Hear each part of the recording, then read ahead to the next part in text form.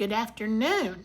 Here it is, July the 5th, the day after Independence Day. I hope you had a great day, a great 4th of July, and everybody's at home safe and ready for a new week. And I can't believe that the year is going so fast. Used to, when we were kids, it just drug from one holiday to the next. It took forever for the holidays to come around. But now they come so fast, I can't get through with one till it seems like I need to be starting on another one.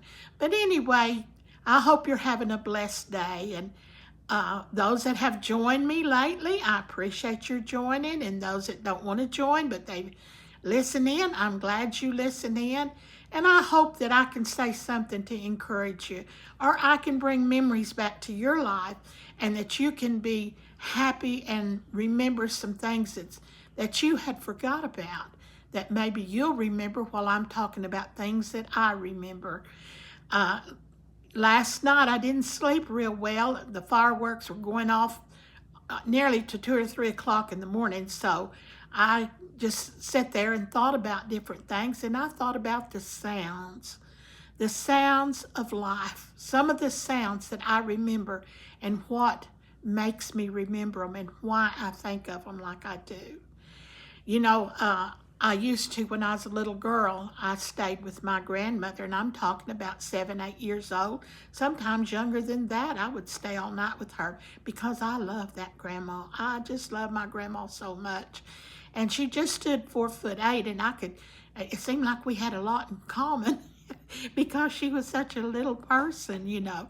And I'd go over there, and a lot of times we'd just sit out on the front porch. But at night, when it come nighttime, she always put me in the back bedroom of the house.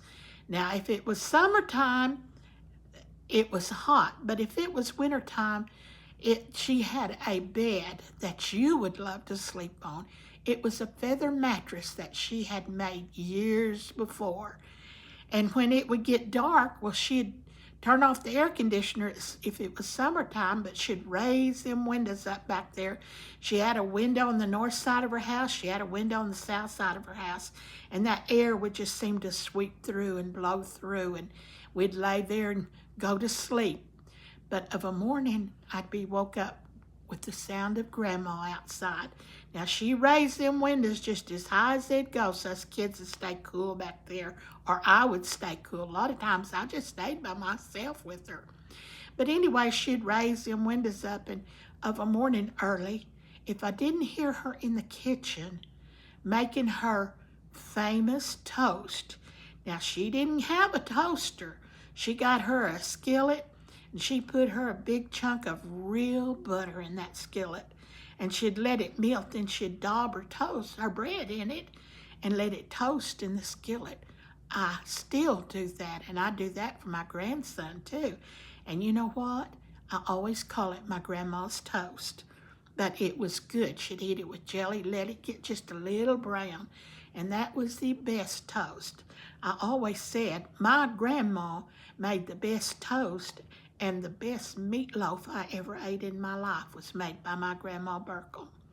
And anyway, when we'd go to bed, though, that next morning, I'd hear her up. If she wasn't in the kitchen, I'd hear her outside just pulling the old water hose around, watering her plants. I never seen her lay her water hose down and water anything. She pulled that old water hose around with her to every little plant and give them drinks of water. And she had some beautiful flowers, and she had beautiful gardens. They wasn't very big, but she had them. And I remember her squirting her lawn. She may have used a sprinkler. I do not remember it, because I remember her pulling that old water hose around and just squirting her lawn. And of course, she'd have to water just about every day because it'd dry out overnight and have to be watered again. But that was one sound I'll never forget, is that window being open and listening to my grandma. She never uttered a word. She just pulled that old water hose around with her and sprinkled the yard and watered her plants, and I could hear her outside. And then I remember going to Oklahoma and hearing the sounds there that I will never forget. One time they put us in the living room, and they had a couch that made into a bed. So that's where me and my sister ended up sleeping, and they'd raise a window up close to the bed. And during the night, one night, I heard a ruckus. I didn't know what was going on, but here come my grandpa, and he was in his long handle underwear, and he was chasing the hog around the house because it was a big thing, and they was getting ready to butcher it, and it got loose in his garden.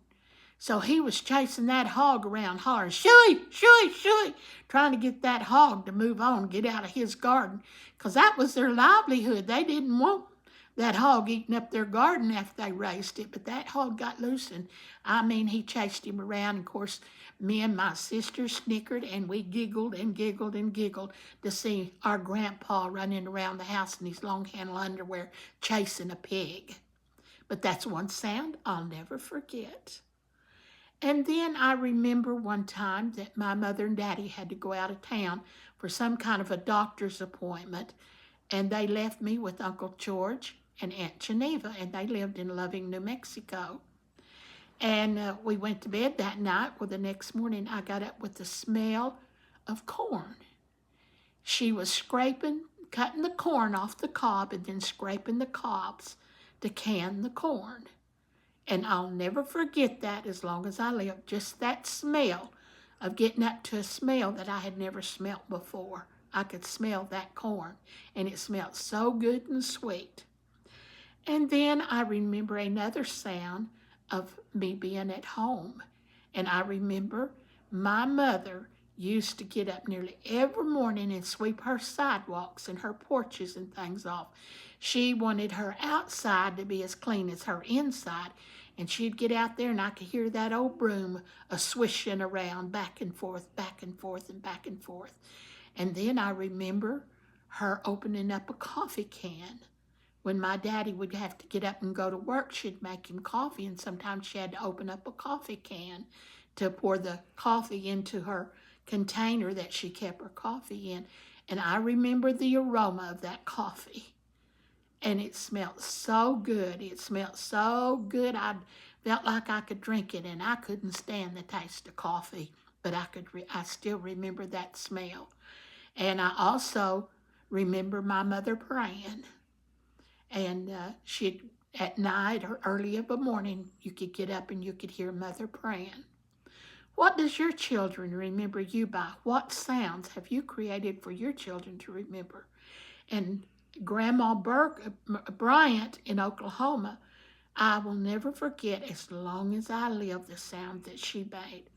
She would get at her kitchen door and she'd holler,